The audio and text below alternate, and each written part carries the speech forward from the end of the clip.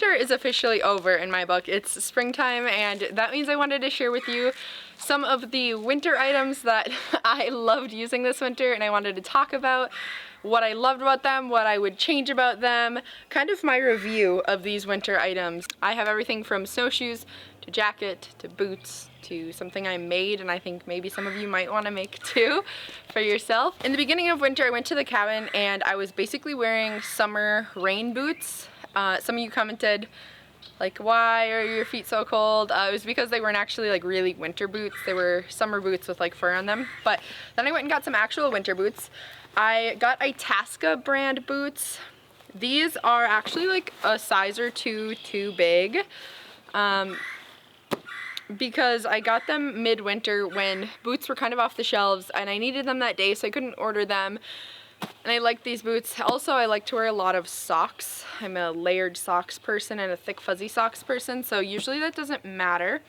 I will say getting boots that are this big on me though has been hard with the snowshoeing because my foot like lifts up inside of the boot and then it lifts up the snowshoe, so it's like a clunk clunk clunk clunk. I don't know if that makes any sense. Anyway, the sizing doesn't matter. You get the size that fits you. What I really liked about these boots was the grip. I don't know, they look like just regular tread for winter boots in Minnesota, but I feel like they have really good grip for walking on ice. I also walk slowly on ice. I'm not running on ice, so take that with a grain of salt. I also thought that these were very warm. These were an affordable pair of boots. Compared to boots I've gotten in my past, I kind of was worried about the performance of these Itasca boots because of the price point. I also got them on sale, but I do think they performed above my expectations, and my feet haven't been cold in them, even in very cold weather. Ice fishing, just being outside, hiking, lots of snowshoeing, going to the cabin, going for walks, spending a lot of time outside ice fishing, and my feet never got cold. Oh my goodness, that bird. What I would say is that last season, the last like 2 seasons in a row, I had a pair of boots that were Oboz brand. If you haven't heard of those, I got men's Oboz. Oboz boots are very firm and I loved them. I loved those boots. And I probably would have gotten more Oboz boots, but the time constraint, I ended up going with something a little bit cheaper, but performed just as well. The only thing is, I liked the firmness of Oboz. If you've had Oboz boots before, they're very firm. These boots are like soft, and to me, after wearing Oboz, it was kind of hard to go back to a softer sided boot, but it's fine. They're nice. I would recommend these. The downside of these just being the size factor, but that's my own fault. The other downside is that being that my boots are a little bit big, I kind of have really been trying to take advantage of this cinch up situation, and I gotta say, there's a lot of tail here and it's still not tight. Like, this doesn't really do much. If you cinch it all the way or have it all the way loose, it's pretty much the same size, the same thing. So the cinch situation I would definitely change, or like just make it more effective. This is like way too stretchy for the boot, so just if you're trying on a pair of boots like these, know that this whole situation's kind of funky, but the boots themselves are warm enough and I would recommend them. I have a pair of snowshoes that I wear. These are my tubs. I have the tubs Wayfinder with the little like knob here. You pull it out to release it. You push the knob in and twist to tighten them. I love these snowshoes. This is my first pair of snowshoes that I owned on my own. The snowshoes that I've used in the past all had like straps that you'd like strap in, such as this. They don't have the dial, but you just like tighten up the strap and pull it tight every time you put them on. When I got this, I was a little bit skeptical about the cinch up thing. It seemed like this could break, and if it breaks, then there's nothing you can really do. It seems like a strap might be more sturdy. I will say we kind of go snowshoeing a lot, kind of a lot, and these held up just fine. I also think that I don't want to go back to straps ever again. I love this spinny cinchy thing. It's so quick. Not that I'm usually in a rush when I'm putting my snowshoes on, but I'm usually a little bit like uncomfortable. You know, when you put all of your winter clothes on and you kind of feel like a marshmallow and it's not that easy to like maneuver and bend over, and now you're bending all the way over trying to put your snowshoes on your boots. I get a little bit less exhausted with the cinch up thing. The other thing that I noticed, so I looked at the reviews on these to see what other people thought. One of the reviews said that they didn't like these snowshoes because their boots didn't fit in here. I will say I kind of thought the same thing about my boots. Putting my boots into these snowshoes, it seems like my boots are like almost too big to fit in here, but these snowshoes are meant for my size person. Those boots are meant, they're just like way too big for me. And so they didn't fit in here that well, but my previous boots, my oboes, which were size 10, fit in here just fine. You do have to like really loosen this up. You have to make sure this is open, loosen it up, and then I like jam my foot in there a little bit to get it all the way to the front. If your foot's not all the way to the front, then it wouldn't fit a regular boot. But the reviews on these seemed a little bit extreme with the boot thing. But maybe with different sizes, like smaller sized or larger sized actual snowshoes, maybe it's a different story. I thought that was fine. I would highly, highly recommend this pair of snowshoes to anybody. I also think the color is fun. A lot of outdoor products these days are kind of like muted colors, and maybe not. I guess some of the products that I have owned in the past have been muted colors, but I like how fun these are, and they're just great. I think they're durable, lovely, have loved them. But I'm going to talk a little bit more about snowshoes. I promise I'm almost done with that. Cory, like I showed you, had these snowshoes, and these are the strap ones. And he felt like these maybe were like just on the cusp of being too small for him, so he got the next size up in a different brand. These are the same brand as mine, Tubbs, but this is just a different style. He got a different brand, which is Explorer Plus. The price difference here is massive. These are much cheaper. We might have got them on sale, but either way, these are still like much cheaper than these. Like, I think they're like less than half the price. The straps have held up fine with this more affordable version. However, he did size up to what is like kind of too big for him. He's like kind of in between sizes, I guess, so it makes it difficult. So this one, he thought he'd rather have the too large of size so that when he's snowshoeing, he would float better on the snow, which was true, but these get so big that when you're walking with two of them, you kind of like step on each other unless you're waddling with your legs far apart. So something that I wanted to mention, if you're in the field of buying, or in the market, if you're in the market of buying snowshoes, just know that if you size up like Cory did, it can be kind of hard to walk because they do get really big. You kind of have to spread your feet out farther, and it's infinitely harder to turn around. This little bit smaller ones, he thought didn't help him float on the snow quite as much as they could have. There's also different types and like styles of snowshoes.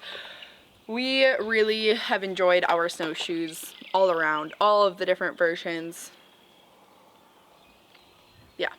Let's touch on this heated jacket.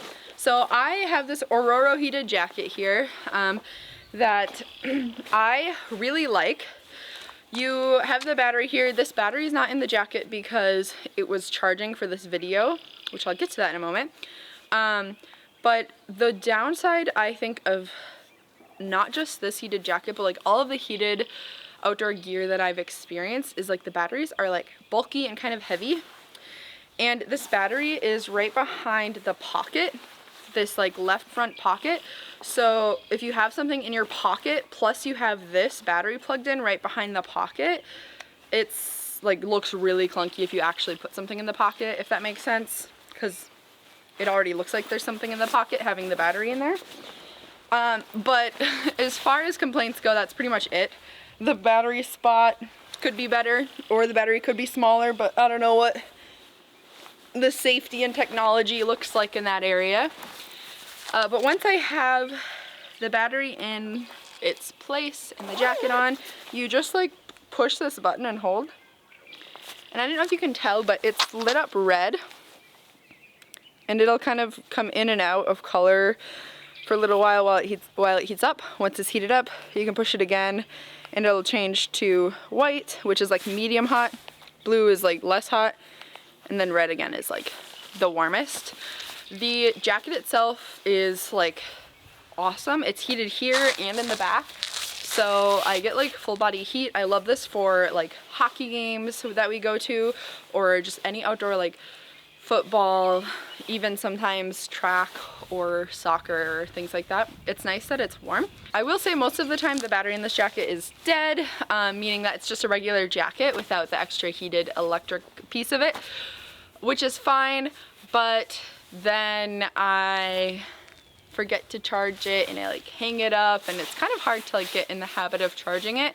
But it's usually on the day-to-day things like going to a hockey game, but I know like if I'm going camping or I'm going to the cabin, I'm gonna bring my jacket, it's easy for me to remember to plug it in. But that's just like part of my experience. It's not like a critique of the product. I find that especially difficult. I have heated gloves too. With my heated gloves, I like always forget to charge them, and I usually leave them in my car in case I need emergency gloves. So that's part of the heated product world. However, I still would definitely recommend all of it. It's nice when I put on a jacket, not only to like have the warmth of the jacket, but like an extra boost of warmth. Kind of like when you sit in your car and you turn the heated seat on and it's like extra cozy even though you have the heat on in the car. That's kind of the same thing. The extra heat and like heated gloves too. This year's the first year I've ever really tried heated outdoor products, and I am hooked, I think. So this has some of my cat's hair on it. This is just basically a scarf. I made this, I can't remember if I made this in college or if I made this when I worked up north, but I am not a good knitter or crocheter. This is knit. I just knit one rectangle and then sewed the top like maybe third of it together with yarn and like a yarn needle. I don't know how to knit in a circle, and nor do I think it's necessary, but I made this with like thick yarn. It used to be a lot more stiff, now it's a little bit more soft, but I think that this is one of my favorite outdoor products, and I've never found one that you could buy that was as perfect, because it's not completely sewed down the back, so it doesn't like get as uncomfortable. It's more like loosely fitted, and then it's just open in the back. I can usually tuck this under my jacket so that I'm not selling these, by the way. This is just something I think that you could make or have somebody make in your life for you. But you can tuck it under your jacket and it stays put, and it's just like the best scarf. And if it's a little bit cold, you can kind of like do one of these. And because the yarn is so firm, especially when I first made it, it's not so like saggy like a lot of scarves. It doesn't do this, it doesn't like fall down.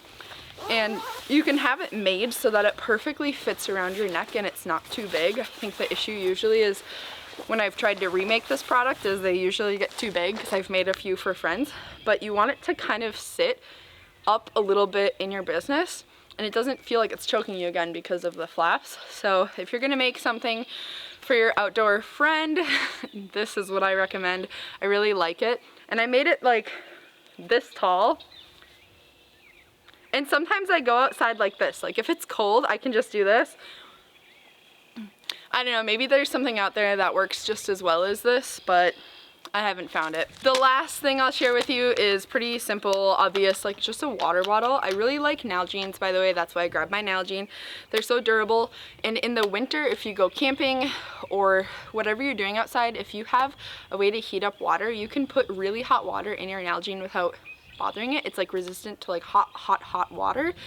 So if you're going camping, you can heat up water, put it in your Nalgene and sleep with it. If you're ice fishing and you have some way to heat up water, you can just kind of like cuddle it or put it in your jacket. And it's a way to heat yourself up, and also to not forget to drink water in the winter. Sometimes in the summer, it's a lot easier to remember to drink water because you're thirsty and you're hot. But in the winter, we need to drink water too. So this is just a reminder, if you're watching this video because you plan on going on a winter adventure, don't forget your water bottle. But I hope this video is helpful to you. I'm just sharing my experience with these things for anybody else out there who might want these same things or is thinking about buying snowshoes or whatnot. These are just some of my experiences. If you have specific questions, let me know in the comments and I will get back to you when I can. Ororo. I don't know how you're supposed to pronounce it, but I also like that this hood zips off.